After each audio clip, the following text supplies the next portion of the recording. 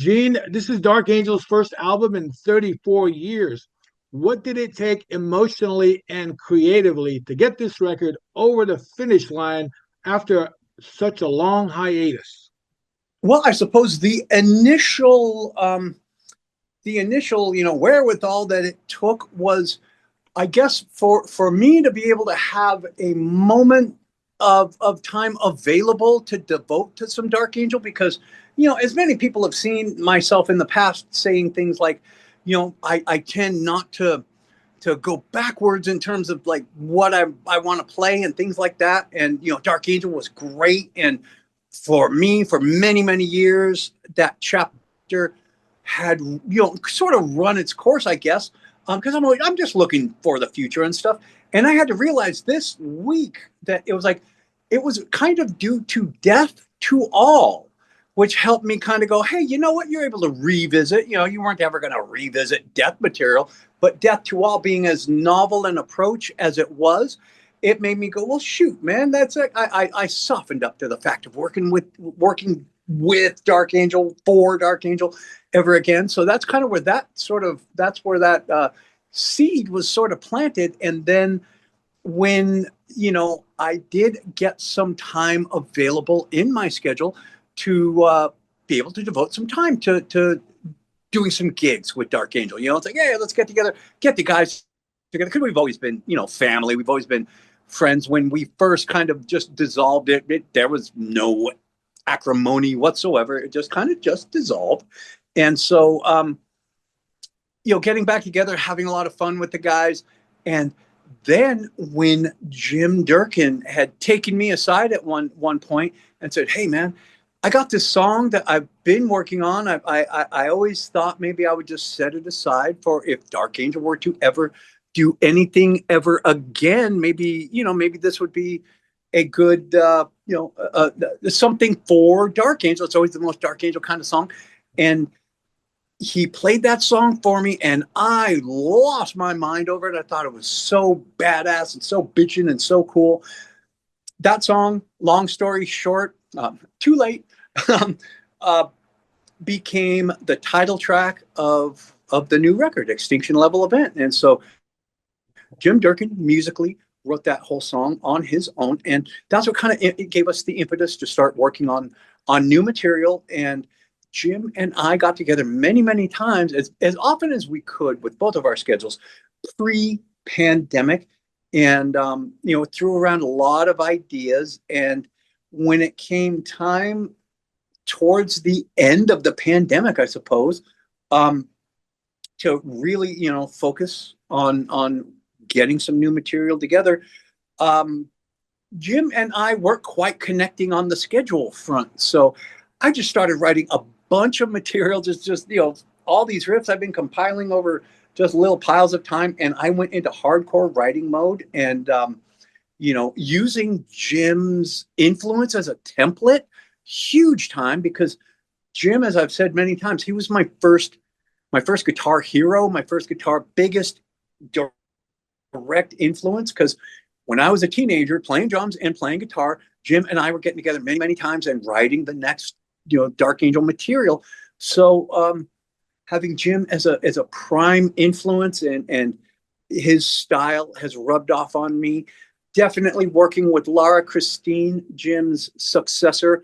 I worked with Laura Christine for 17 years now. So her riff writing is amazing. Like, it's I love her riffs. Her style has rubbed off on me as well. So taking both folks' style, and Laura is, will end up being, I've always had a writing partner with Dark Angel. At first it was Jim and myself. Then it was myself and Brett Erickson for the Time Does Not Heal record. And then post Brett, it was myself and Chris McCarthy, which was going to be the next album back in the day. That's when the band originally dissolved. So it's always been myself and a writing partner. So having Laura Christine as the new writing partner, she's got the best riffs on the record, I think. She got some killer riffs. So being able to have the time to devote and, get in and track the record and get it all taken care of. And now it's finally done. The release date is September 5th. And I really appreciate everybody's patience over the last over the last decade of, me blabbing 10 years ago going, hey, we got new material, we're writing a new album, we're going to be in the studio before you know it. And, circumstances didn't work out that it was going to come, as immediately as I expected. But we're here. It's here. The end is here, and it's clear. So there you go. You mentioned that Jim Durkin's influence is present in every song on Extinction Level Event. How did you approach honoring his legacy while also pushing the band's sound forward? Well, Jim had such an expressive style, and Jim had a very singular writing style. I'll flat out say Jim was an influence on a whole lot of people, myself included. And so Jim's approach to guitar, his style of playing back in 1985, 84, 85, 86, all those eras, his style was his own.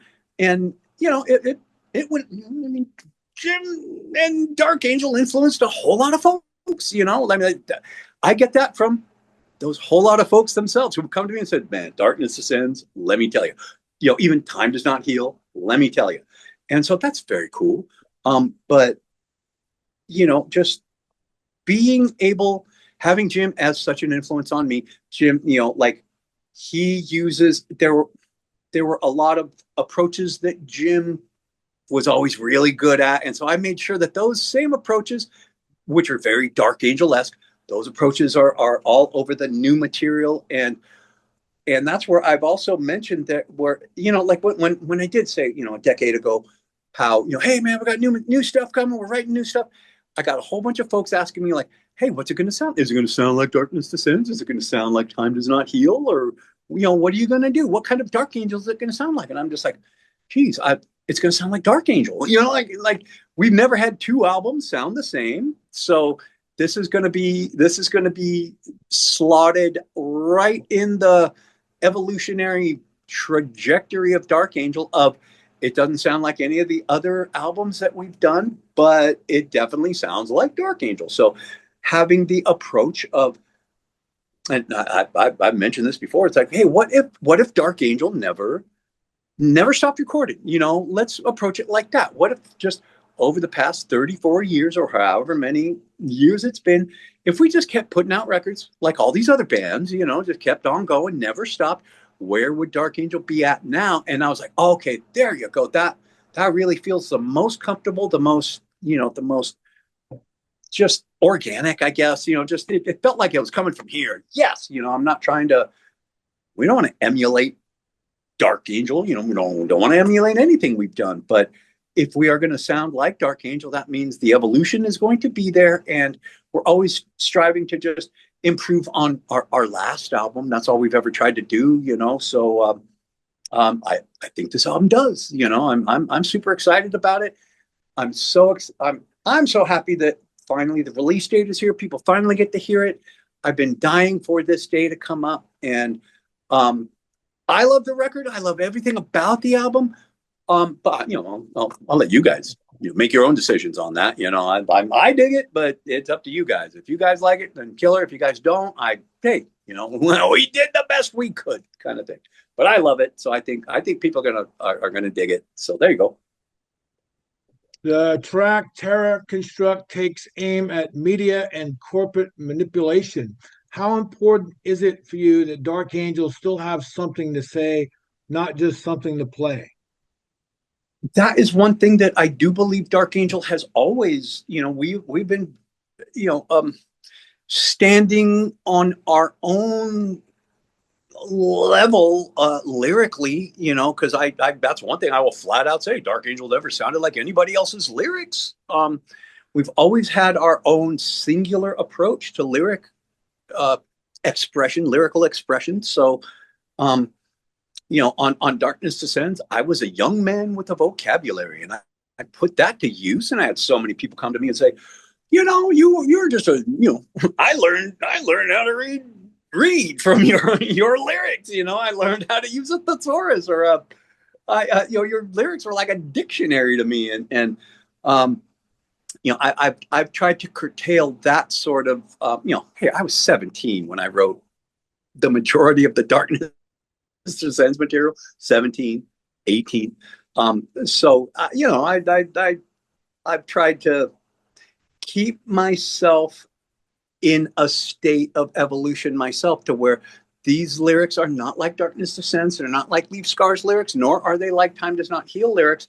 And for me, the lyrics have never been that important. I will definitely let anybody, you come up with your own vision of what you feel this song is about. I try not to lead people down any sort of paths. It's like, what do these words on this page, what does their sentiment speak to you, kind of thing. And that's usually where I leave it on the lyrics. I mean, I know what they mean to me, but just because they might mean something to me does not mean that that's going to translate to something that somebody else might grasp, understand, agree with, or even disagree with, So I usually let everybody kind of, check out the lyrics, make up your own mind on what you think it's about. And that's half the fun, letting everybody, you guys come up with what you think the lyrics are all about. I think they're pretty apparent. Each song is relatively apparent, but that's one thing that, I'll let everybody make their, all the intelligent folks out there, make up your own mind of what you think the lyrics are about. Obviously, with the tragic passing of Jim, what was the vibe like in the studio tracking this album? Did grief shape the sound or energy in any way? Well, I would have to say that, because Jim was with us when we started recording the record. Jim was still alive, and so we knew that he was not going to be a part of the album, because he had come to my manager Rob and myself and said, look, I'm not going to play on the record. I'm not going to, because at that time he had already set all the arrangements in place himself for his replacement, Laura Christine, to come in to be the live guitarist and stuff. And I was always kind of holding on hope that it's like, I know Jim has told us he's not going to play on the record, but we're hoping to get him on some leads. Yeah, could you play some leads? Come on. And I wasn't quite sure exactly why Jim was pulling back as hard as he was on actually performing on the album. It later came to light that he was going through some health things that he was keeping very close to the vest, and he was not reaching out, which was it. That was it was not uncommon for Jim to go MIA on us for months at a time, weeks, months, whatever, disappear from the text threads, disappear from the email threads, not return phone calls. So we didn't think much about it. We're like, okay, Jim's in one of those, he's super busy. We get that, he, after Dark Angel, he created quite a lucrative career for himself outside of the music industry. And that's one thing, when we all got back together, he had said, look, there's going to be times when I disappear. We're like, we get it. That's fine. And, so that's where we had tracked a ton of the album by the time, we were in the studio on Jim's birthday, and I remember Rob and myself sent Jim a video, this video, happy birthday, brother. Yeah. And we didn't hear back from him, but hey, we're used to that. So, Jim passed about a month after that.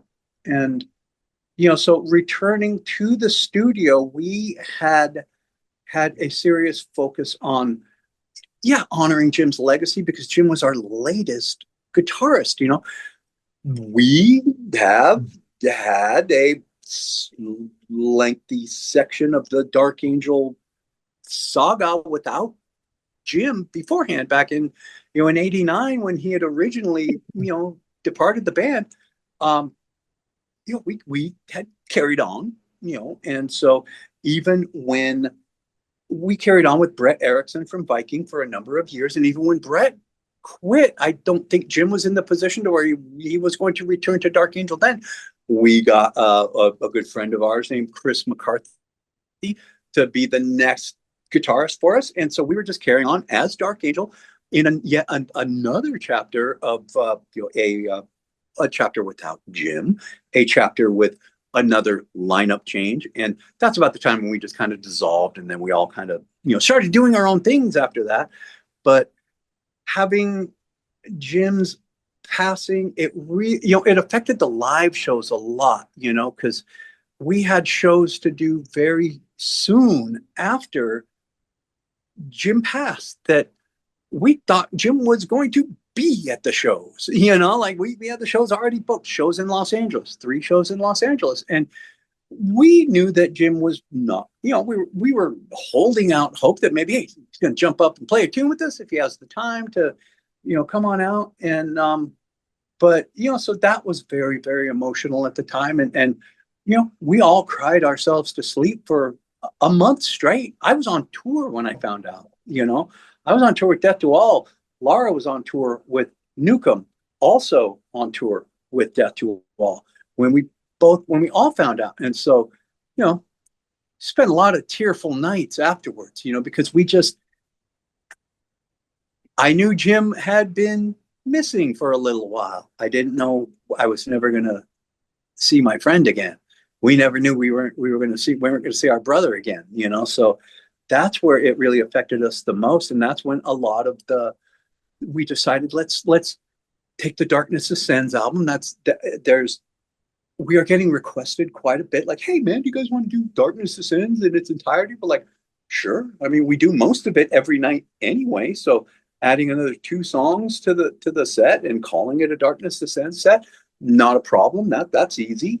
And then taking it one step further and dedicating all those shows to the memory of Jim, that was a good, I guess it will never be closed, but it was a good ability for us to be able to strive for the next chapter, which is putting out the latest record, going on tour, becoming Dark Angel, just a very viable band that people can, we're a band. You can come see us. You can buy our stuff, pick up our merch, listen to us whenever you want. We're not just a novelty. And that was a large reason why we wanted to put out new record anyway, was just so we can keep doing this. And we're not just a nostalgia act. We're not just reaching back 30 something years, 40 years to some old material. No, we got brand new stuff. I'd love to play the entire new album live. I got no problem if people consider Dark Angel this brand new band with no legacy whatsoever, because I'll stand behind the entirety of the new album, like no problem. If there was some instance where it's like, you can only play the Extinction Level Event album live, okay, I'm cool with that too, so it's a win-win for us. So there you go. We do wish Jim was here with us, but of course, Jim, and through his wife Annie, has definitely let us know, like,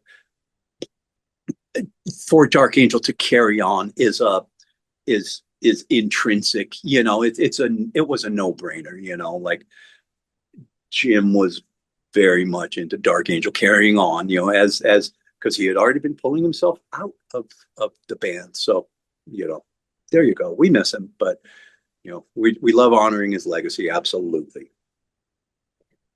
You've mentioned how different spiritual healing and symbolic are as records. What do you think each album represents in terms of Chuck's evolution as a songwriter and visionary?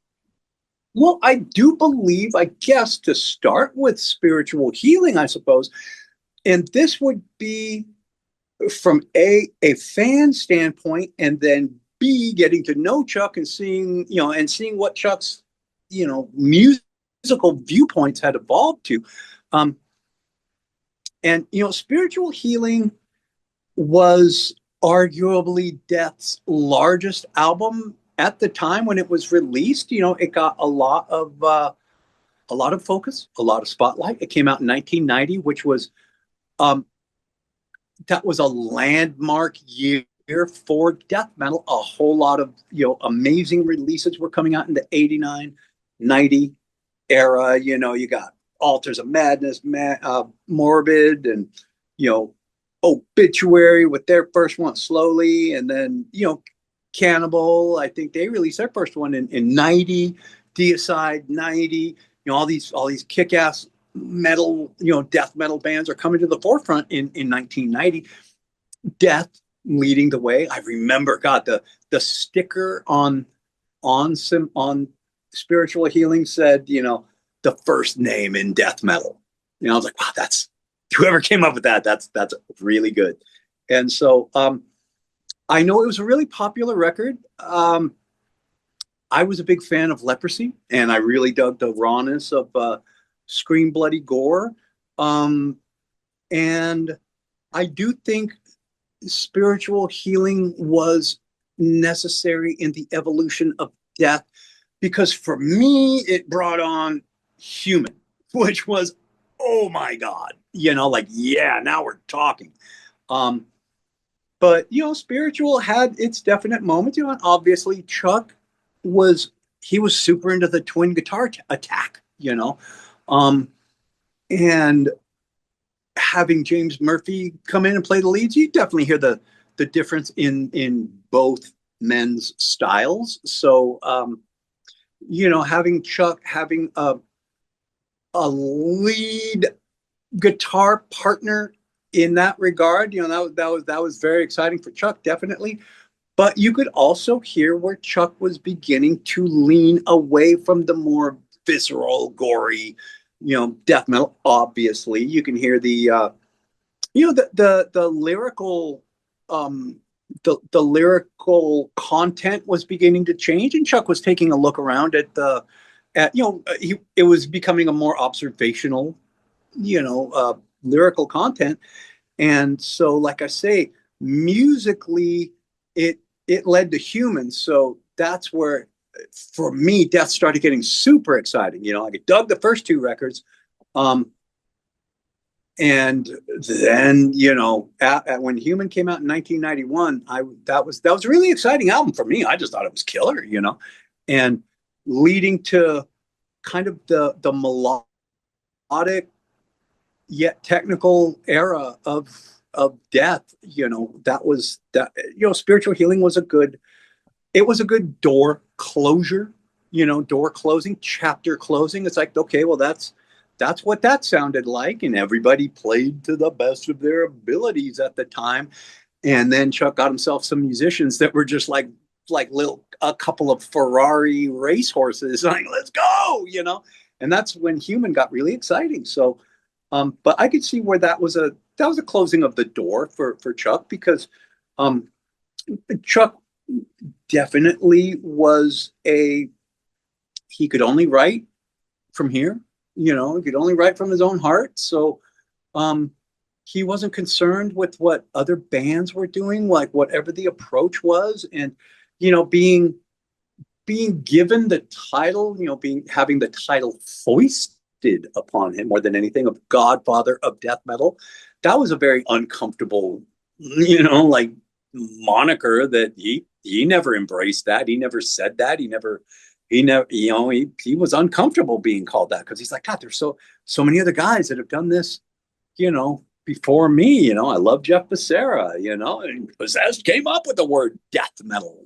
so and even for me, from a fan standpoint, I mean, like, you got somebody like Cam Lee from the Mantis era, one of Chuck's bands, but I mean, Cam Lee was that band's original death metal, god. I mean, Cam was one of the initial death metal vocalists ever. So there you go. So when Chuck decided to kind of depart musically from that chapter, and he always said, like, look, I'm not the same person I was when I was, 17 or whatever age he was writing Scream Bloody Gore, and then, late teens for, he probably recorded, he was probably 20 when he recorded Leprosy, and then maybe 22 when he recorded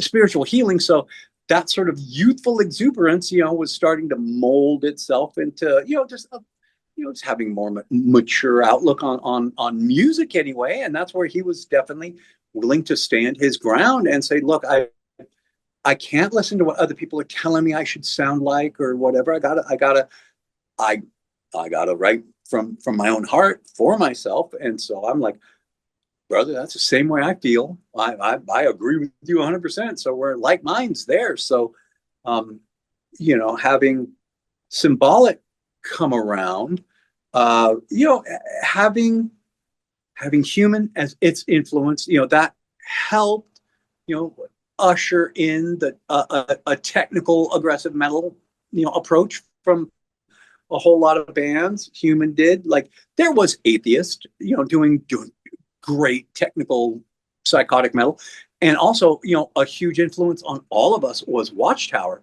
Gargantuan influence on Chuck. We all loved Watchtower. We cranked Watchtower many, many, many times, and and that leading, having Chuck being one of the forefathers of visceral, brutal death metal. Sure, check. Then helping usher in some technical metal. That's, musical style number two that Death had a real hand in.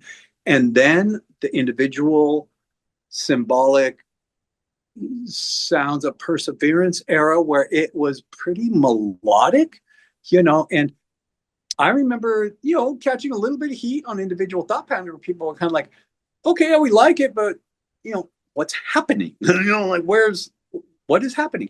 And then when Symbolic came out, I will freely tell you, man, it was not well received when it came out, by the old hardcores. They're like, what happened? Where's Scream Bloody Gore? Where's Leprosy? Where's Spiritual Healing? What happened? Like, what is this? Like, and now that it has become, some form of classic, especially for kind of the younger cats, nobody saw that coming. Nobody saw that coming. So, that's pretty cool that's how it's evolved over time, but it was not gloriously received by the masses when it came out. And,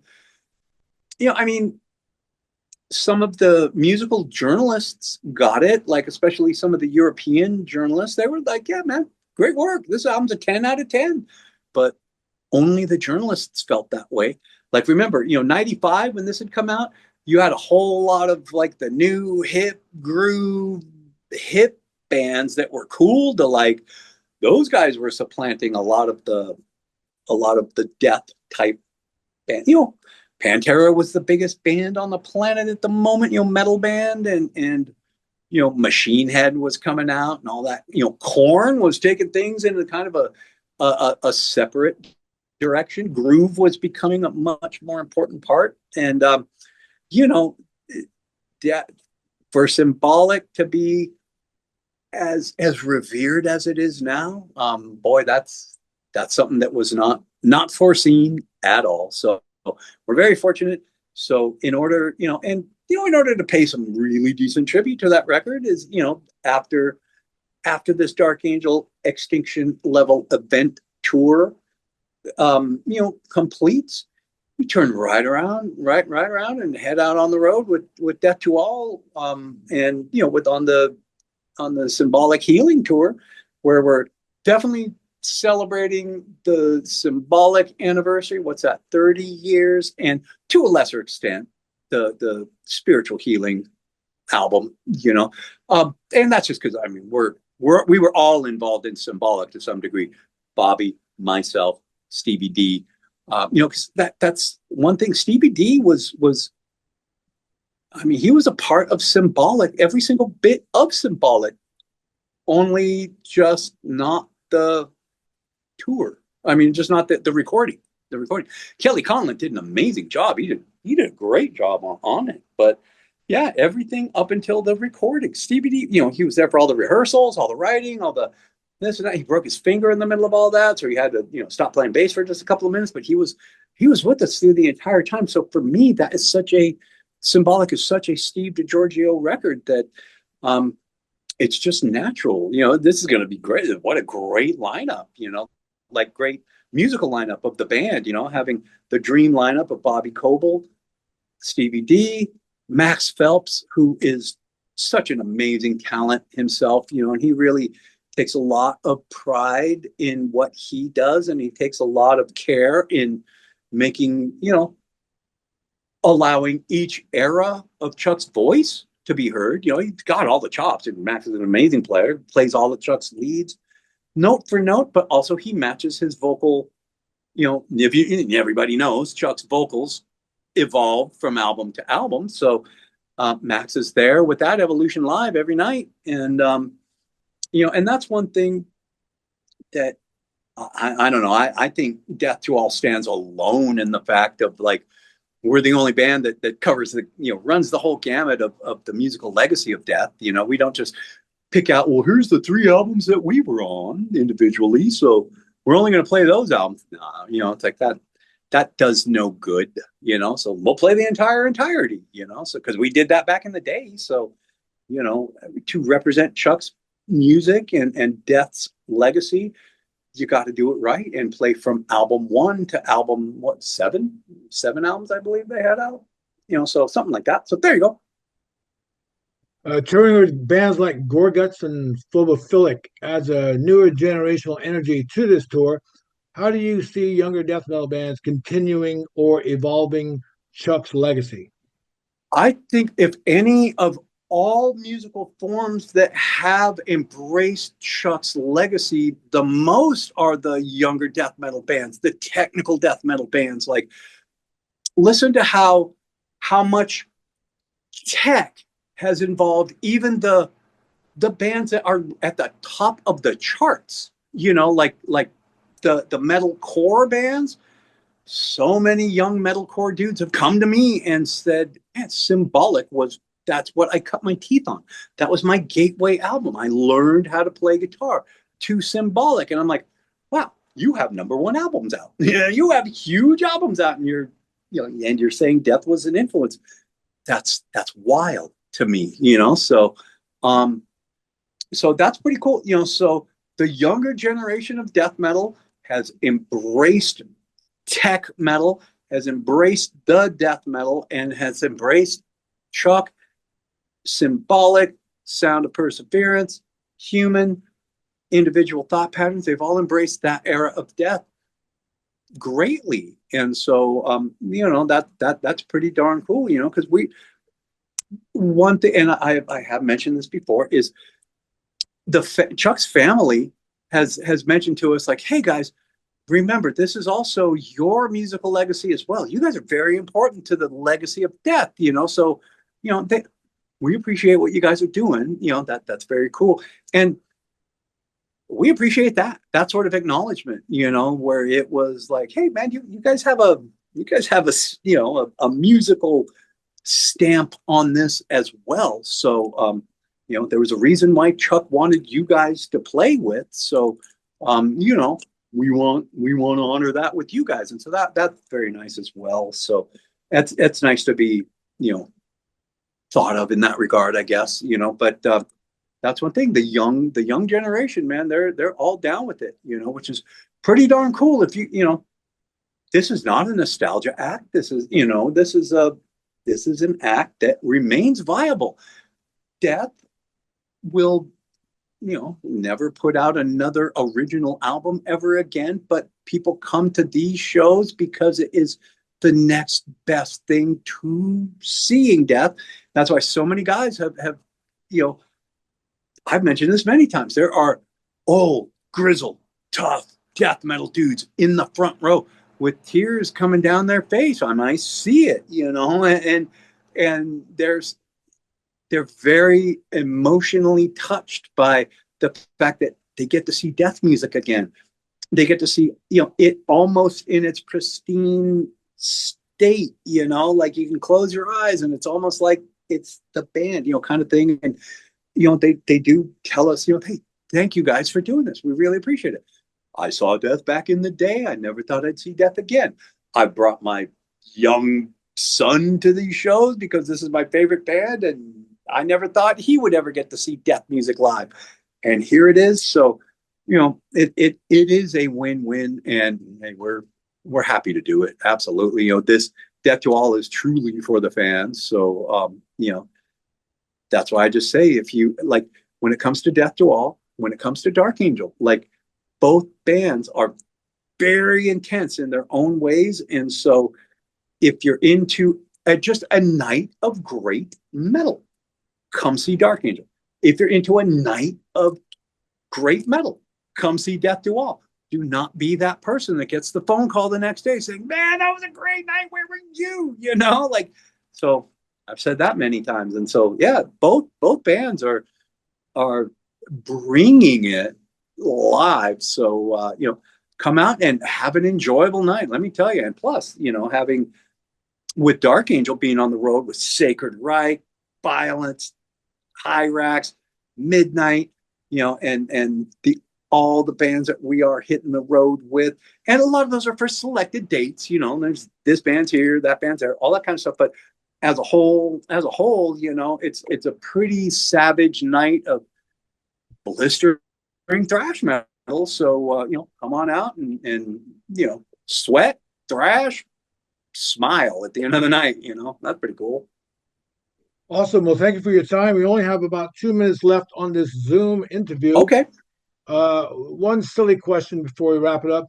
If Death to All were suddenly transported into a 1980s Saturday morning cartoon, what would your character be called, and what metal powered super ability would you have? What was it? What was a good one? There was a good old Sigmund and the Sea Monsters. I remember that, Sid and Marty Krofft. So, yeah, man, I'd be Sigmund because he was a big round guy, and I bet you that guy could play some pretty good drums. I'd tell you. Maybe. And your metal powered super ability would be the ability to crush everybody's heads just by squeezing my fist. There you go.